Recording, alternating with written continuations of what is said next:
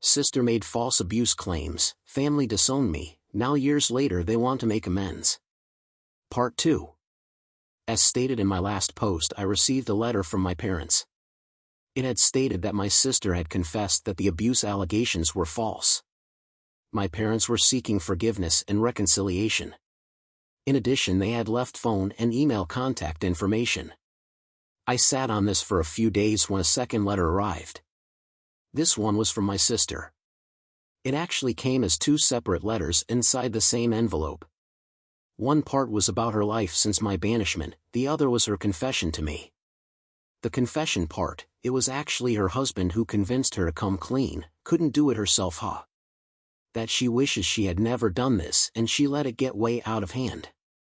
Initially she was just angry and upset about the scorn she was receiving and being looked down upon by the family. She needed a good reason why she would be behaving promiscuously and doing drugs. She remembered learning that these were common behaviors amongst abuse victims. So she made up a story that I had forced myself on her over the past summer. This is why she started with these behaviors. My parents, always eager to explain away her bad behaviors, took it hook, line, and sinker. In reality, she wasn't doing any of these things any more or less than a typical teenager. My parents always just put her on such a pedestal. The thought of her in this way was incomprehensible to them. She didn't expect my father's reaction to be so extreme. She liked being back at the center of attention, but was also scared even more now to say anything. She knew it would be worse with the way I was completely discarded and threatened. Initially my parents were going to go the authorities. It was her own quick thinking, for fear of being found out, that she begged not to on the grounds she couldn't stand to face me in court.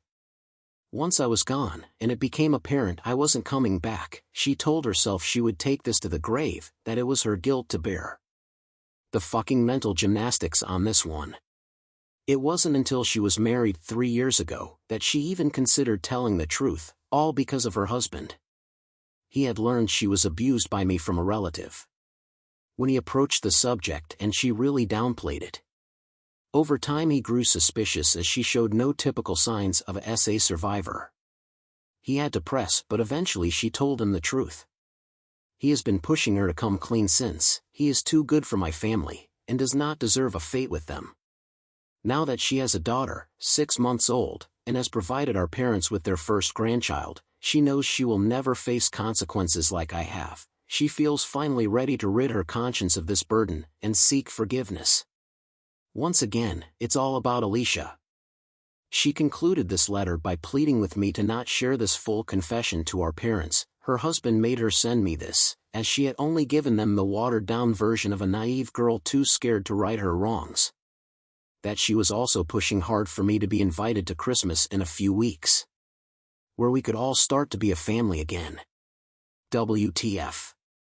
As painful as that was to read, the life update was actually worse. My sister went on to talk about how her HS days were great. How she managed to get a track scholarship to the University of Iowa. How she met her husband, and they have a big house, and a newborn daughter, and so on. She has been living the dream these last 10 years. Meanwhile, I lost my family, my girlfriend, my best friend. My grades tanked as I drank myself to sleep that first semester on my own. I was unable to go on the internship and my spot to the UK went to someone else. I was so low I just wanted to die. I sat on the edge of bridge for 4 hours one night, unable to take that last step. I decided that night, since I couldn't kill myself, I'd have to get myself killed. I left school in the weeks that's followed and joined the US Marine Corps. The Iraq and Afghan wars were in full swing.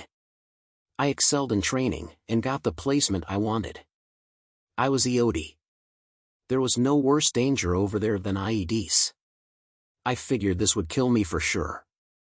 8 years later I discharged in one piece. Over that time I had very few relationships or friendships. When you've been abandoned by everyone, you learn to not trust people with who you are. I would go on dates. We would have 2, 3, 4 good ones, then she would not respond to a text, and suddenly I would panic and end things. I'd imagine her just leaving me one day out of nowhere, and I couldn't let that happen again. I had no friends. Over in Iraq I would trust my fellow Marines with my life, but not with my soul. I always kept everyone at arm's length. There was only one guy, Val 27M, however, who broke through, and he remains my only friend to this day. I actually moved to West Virginia just to be near him and his wife once we both got out. They just had a baby 7 months ago, and I am officially deemed Uncle Chris. I am nowhere, not even in the same ballpark of where I thought I would be when I graduated HS. I still have not finished college. I work in a small factory now. I have a small fortune saved up from all my years in the service because I live a very meager life. I do nothing with it.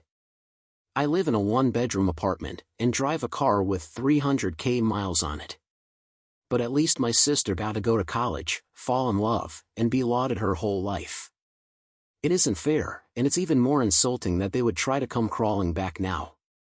No, not crawl back, ask me to make the trip to Iowa to join their fucking Christmas, the Christmas I've missed out on for 10 years. I have time, maybe therapy would help, I don't know. I still keep going back and forth, do go and finally get the closure I've dreamed about, or do I just ignore them and continue to try and fix the broken life I have?